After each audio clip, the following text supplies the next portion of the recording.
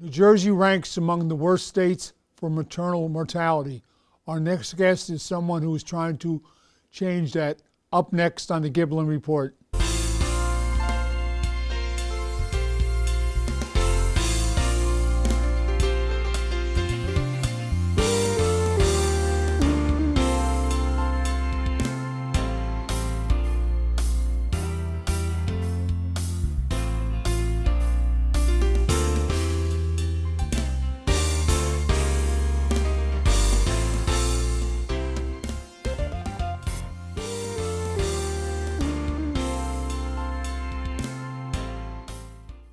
Welcome to the Giblin Report. I'm Assemblyman Tom Giblin, representing the 34th Legislative District, which includes Clifton, East Orange, Montclair, and Orange.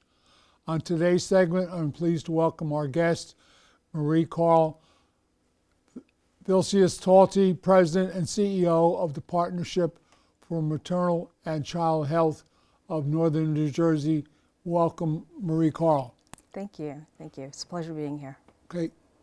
Your background, are you a physician? Are you a nurse? Are you just a health professional? I am a nurse. I've been a nurse, a maternal child nurse for over 30 years or so, working in acute care, working in labor and delivery, postpartum, maternal child, and then working in nursing administration. Where'd you go into that experience, in New York or New Jersey? In New York. You hear my accent?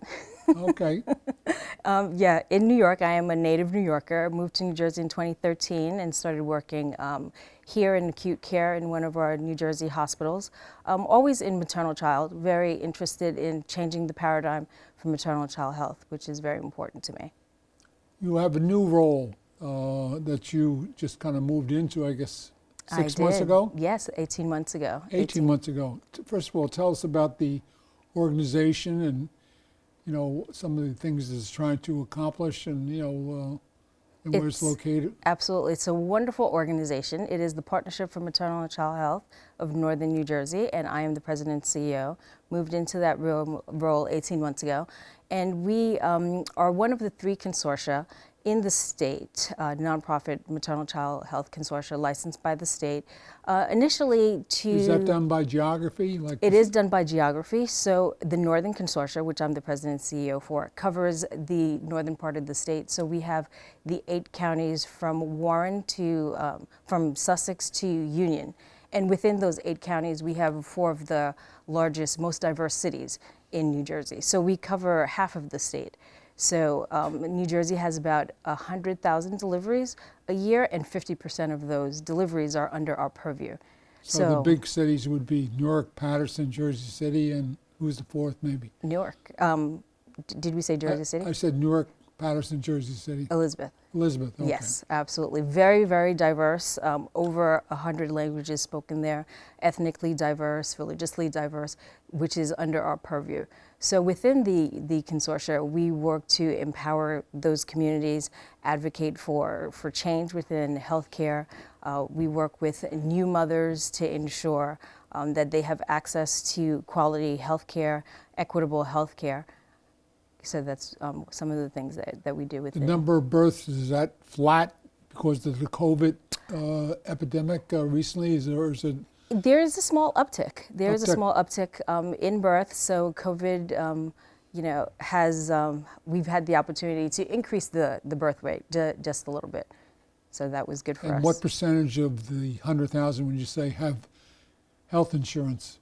The number of people that have health insurance right now during COVID because of the open market, quite a few, I would say 80% were covered, but we still have quite an issue with the Medicaid population and finding access to quality health care, specifically for maternal child.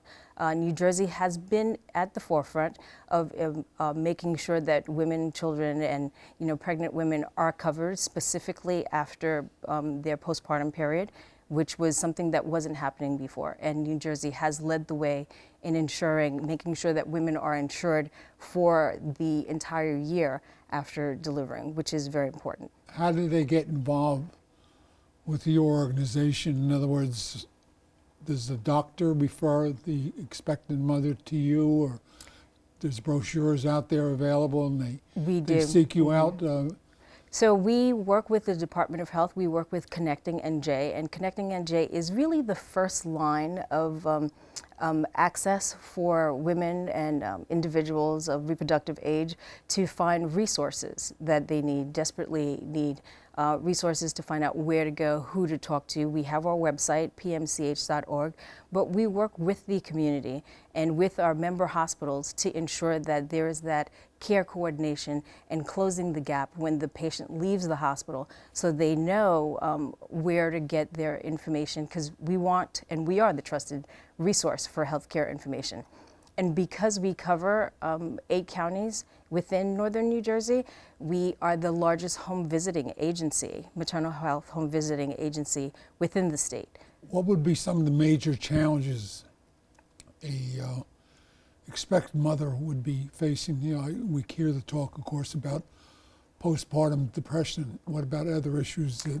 Well, postpartum depression, we do have an emotional wellness program, emotional well-being program that we have specifically for women that are high risk for postpartum depression and anxiety.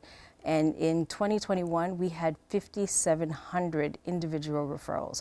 So we know that mental health and anxiety is definitely an issue in society. So when you look at maternal health, it's an increased issue in that subset.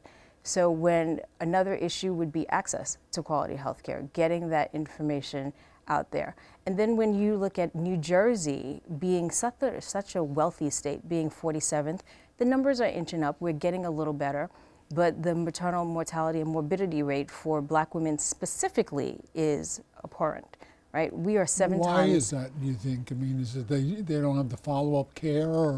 It is a plethora of issues. One issue is the systematic. What about like Black versus Hispanic? I mean, is there a variation there? There is definitely a variation. Black women are 7 times more likely than their white counterparts to die of preventable, 80% of these deaths are preventable pregnancy complications. Hispanic women are 3 times more likely. So within the BIPOC population, it's still it's abhorrent. Yeah, there is a significant issue that is not just at the point of care.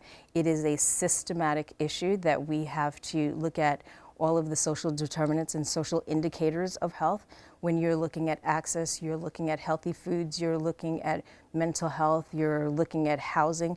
These are all issues that we have in our population. Would they be inclined to be young mothers, for example? I mean, like 17, 18-year-old just doesn't know how to go about doing things? No, not at all. Sometimes when you look at the evidence and you look at the population, it is women like myself who are educated that go to the physician, and because of systematic issues and inherent biases and the toxic bias air that we've been breathing for generations, there is a layer of bias there that when I say something or I raise my concerns, those concerns are really put to the back burner. It's like, oh, okay, just put your feet up. Or if I say something about I'm in pain or I need to get information or documentation for a leave, that is really pushed to the side, and my concerns are not brought up to the level that it should be, which is concerning.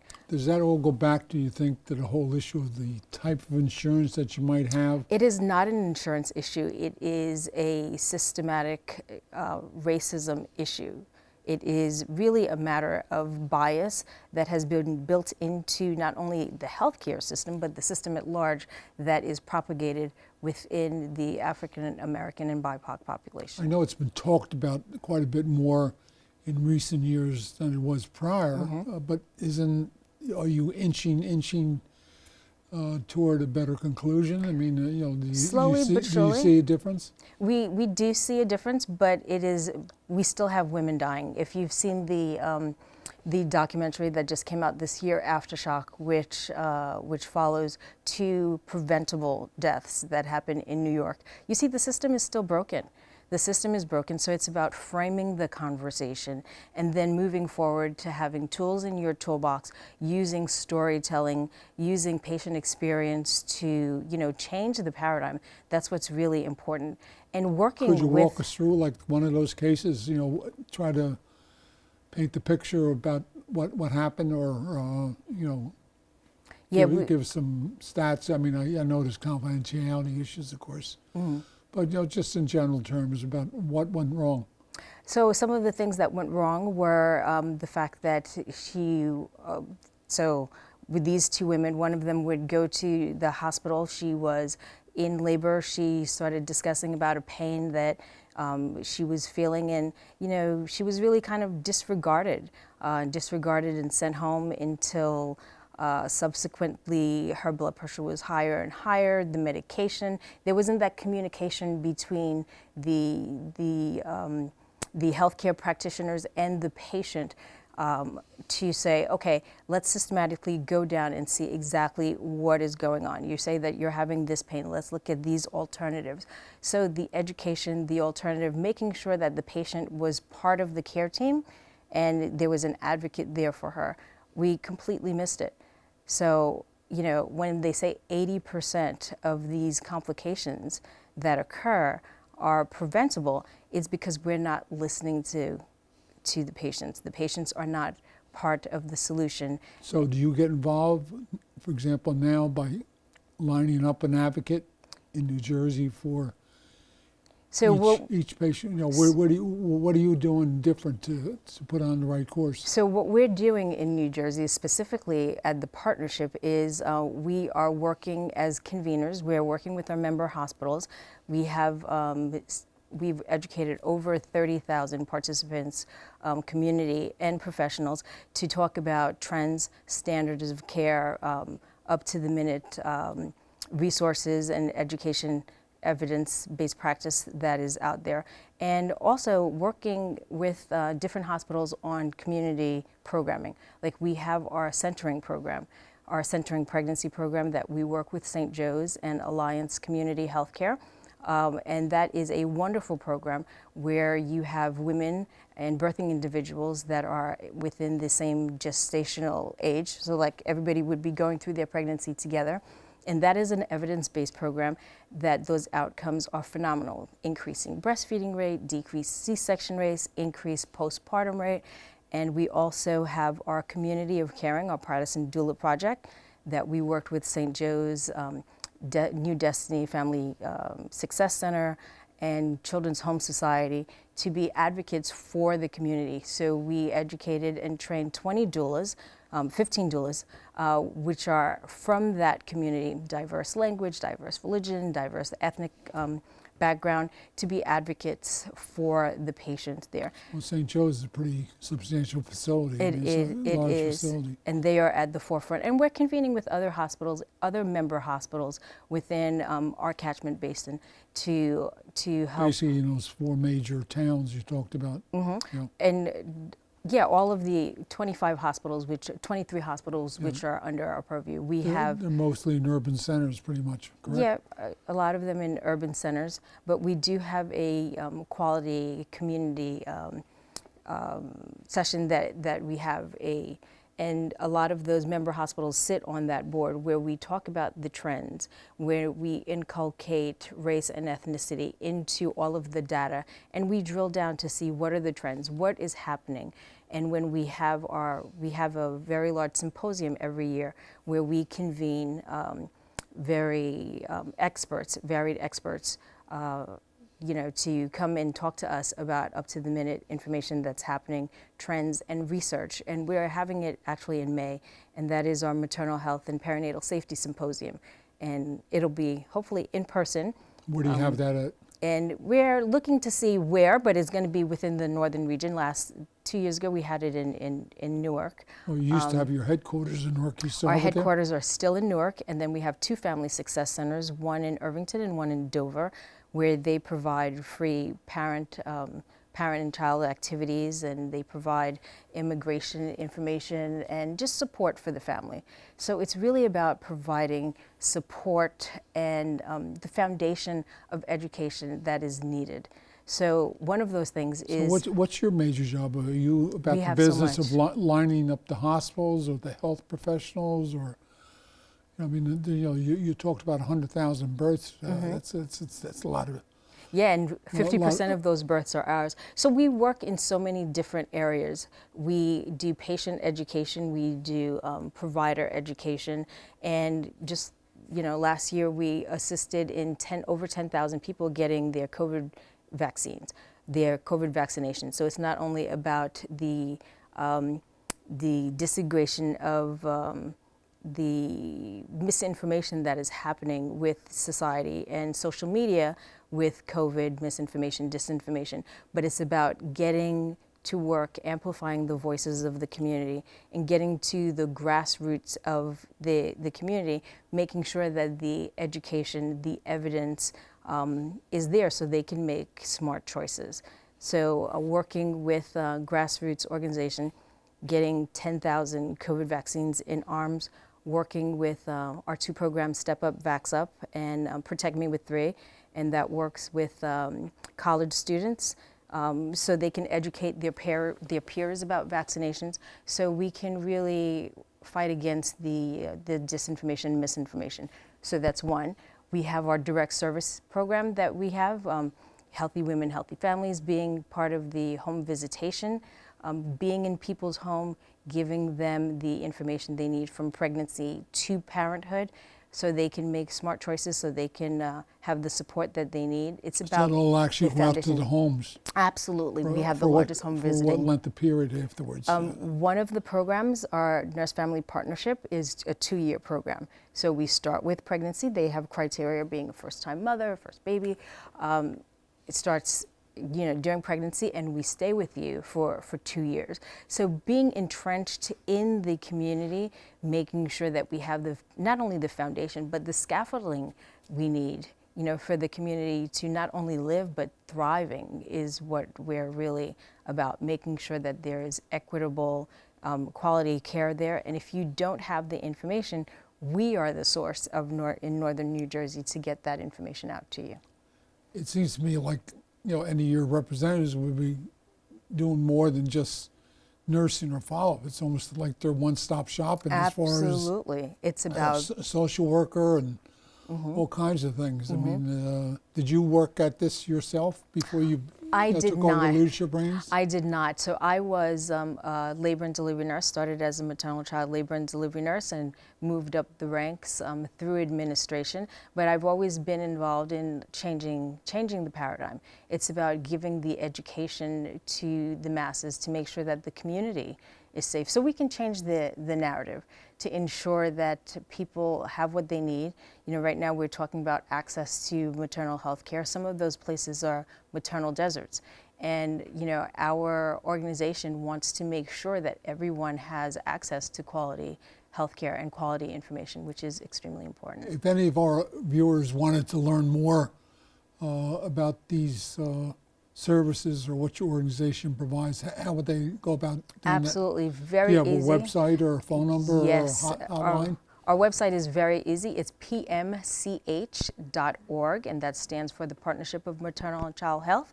So it's pmch.org, and all of the information is right there at your fingertips. You could use your smartphone, you can go on the computer. We're here 24 hours a day. When you log on to the website, you'll see our number, you'll see the different counties that we cover, and all of the information that we have to support the pregnancy through parenthood.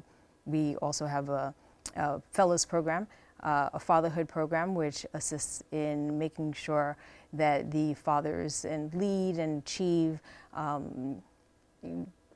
employment opportunities and having a healthy relationship. So we're really about the family Is it hard to get the fathers engaged? It's not difficult to get the fathers engaged, just like it's really not difficult to get the mothers engaged as long as you have the information at your fingertips. So knowing that we're there, and that's one of the things that your listeners and your viewers can do is getting involved, being an advocate. Of course, donations are great. We'll take donations. We'll take monetary donations. Well, I know you used to have some events. I don't know if you've been able to do that in recent years. Yes, we have not been able to do that, but we do have an event coming up on November 17th at the Morris Museum called Cooking and Conversation, where we'll be speaking with Dr. Salja Dixit. I will not be cooking. I'm a good ordering out type of person, Oh, okay. but we will be You said you speaking live with in Dr. Montclair. There's lots of restaurants in Montclair. Yes, so there's no need for us to cook, Okay.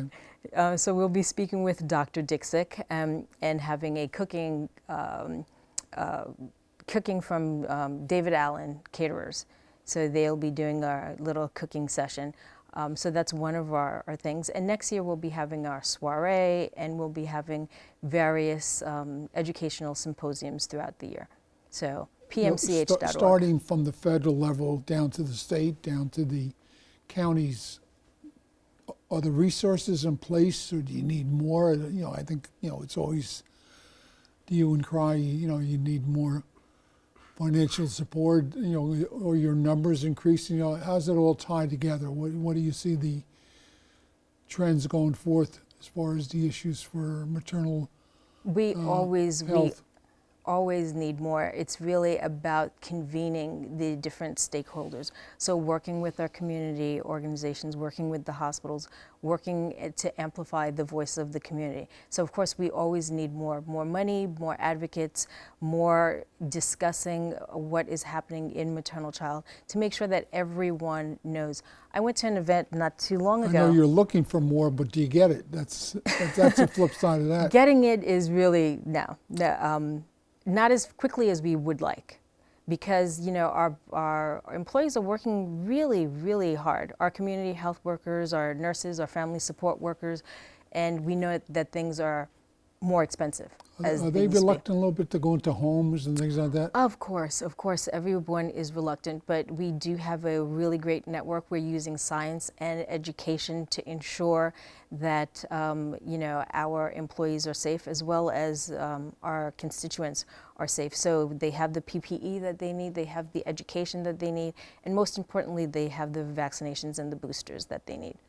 And what about filling your slots? Do you find folks who want to come on board and value the work that you are doing? Yes, absolutely. They do value the work that we're doing, but now with the great realignment and quiet quitting, we haven't seen many of that, because the people that work for the organization are truly passionate, and they are working to change the paradigm for maternal and child health, and to make sure that communities within northern New Jersey and throughout New Jersey are thriving, which is really important to them.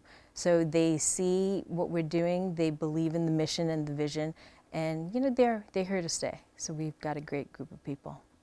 We went through quite a bit in recent years with the pandemic, and do you still find a reluctance about this whole issue about vaccinations, that somehow people are suspicious? I don't know how. Of course, yes. To put it any simpler than that, Mm-hmm. and how do you get around that? We really do use our subject matter experts, and we bring them to the community. We convene the constituents in the hospitals, and the community advocates to spread the word, to spread the true science and the innovation that is happening. That's how we were able to get over 10,000 people vaccinated, using community advocates and having our grassroots efforts. But of course, you can understand people are like, oh, this is my fourth shot, and this is my third booster, and my friend just got COVID, and so on. Yes, but if you did not have the vaccination, that would be a completely different story. A lot of times it eliminates the possibility of a hospital confinement, hospital stay, being in the is, ICU, especially if you have comorbidities.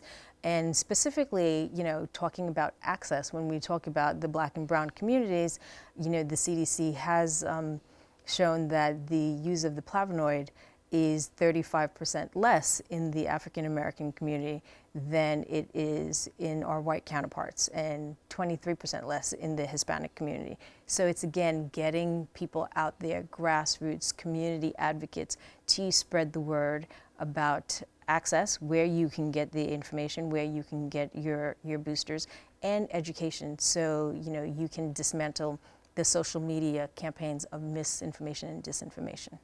This is the Giblin Report. I have Mariekarl Vilceus-Talty. Beautiful. Okay, doing all right. I'll get it. You were born in Haiti yourself? No, I was born in Brooklyn, New Okay. York, 100%. Well, I guess your parents were. My parents, yes, were Haitian. Were Haitian, immigrated from Haiti. My mother was a nurse, and my father was an engineer. Came here in the 60s, was not going to get a job as an engineer. Worked as a cab driver for many years until later on he, procured a business and bought a couple medallions, which are, all of that going on in the city now. But very how about this whole altruistic issue people. of nurse and healthcare professionals? Are some time back, I haven't heard talked about much recently, but the people used to go to Haiti or to Ireland or to other locations to try to get young people involved in the whole area of healthcare. It seemed to have slowed down a lot. I don't know if that's attributed to immigration barriers or things of that nature. Are you filling your ranks, or you feel they're... Now that I've been away from the hospital for 18 months, I know the last time I was there, we were not having those specific conversations. I know every couple of years they talk about the nursing shortage, and that's because there's so many avenues to be nurses right now. And one of the things that we have a discussion about within healthcare when we talk about the maternal mortality and just access of healthcare in general is the racial congruence of your patient and the provider, the lack of diversity in healthcare. So it's really about talking to the children, not when they're in high school or in college, but going to middle schools and saying, hey, do you know what a doula is? And do you know what a midwife is? Do you know what an OBGYN is? And getting them involved. Well, we learned that much more about that. I want to thank Mariekarl Vilceus-Talty for appearing on the Giblin Report. And I want to remind the viewers of the Giblin Report, if you have any pressing issues that require my attention or any questions regarding current state legislation, you can reach me at 973-779-3125 or email me at, Assemblyman Giblin at njleg.org. And remember, if you have an issue, you can reach out to me on all of these different matters. Thanks for watching the Giblin Report, and we look forward to seeing you at a future viewing. Thank you. Thank you. Mariekarl. It's a pleasure. Okay.